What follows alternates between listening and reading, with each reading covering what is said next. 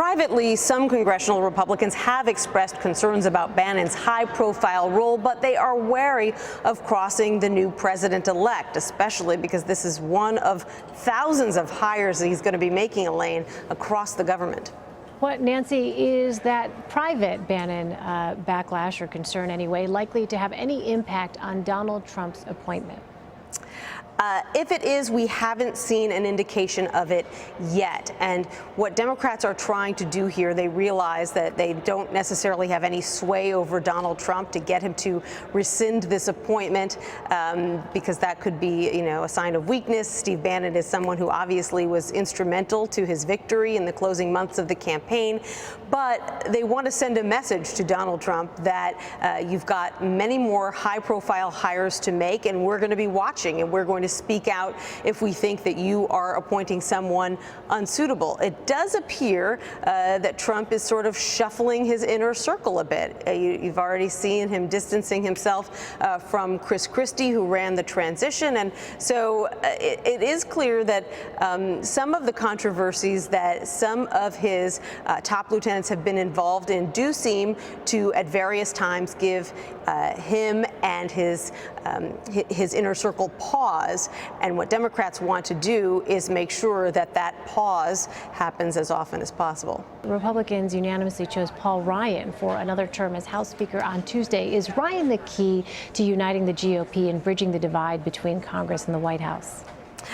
He is, but only because Donald Trump won. Had Donald Trump lost, we would be having a very different conversation today. We would be talking about whether Ryan could hold on to his speakership, because there were just enough Republicans in that Freedom Caucus, very conservative Republicans, who were very pro-Trump, that were extremely angry that Paul Ryan kept his distance from Trump and even criticized him throughout the course of this campaign. And so had Paul Ryan gone into that nominating session today after Trump had been the loser, then there would have been a number of his own members who felt that he should pay for that.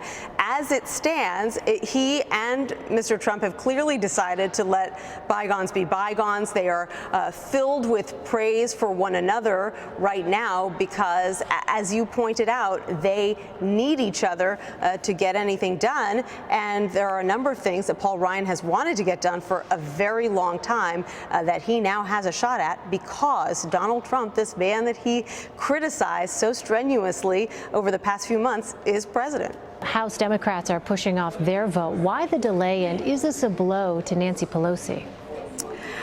It definitely signals that there are some Democrats who think that perhaps they should go in a different direction, or at the very least stop and think about what direction they want to go in. Do they need to change their strategy? Do they need to change their message? Do they need to change their leadership? Do they need fresh blood in those leadership ranks? That's why Pelosi, clearly hearing what some of her rank and file were saying, said, okay, let's go ahead and postpone the election until after the Thanksgiving recess. Now, so far, no one has come forward to formally challenge her role as the Democratic leader in the House.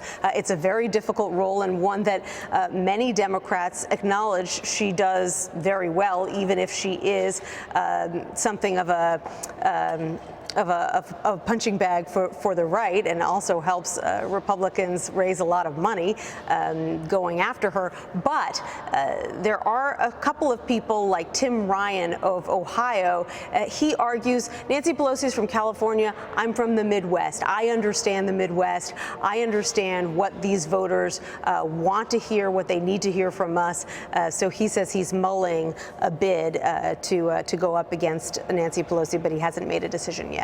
All right, we'll continue to watch it. Nancy Cordes on Capitol Hill for us. Nancy, thank you. Sure thing.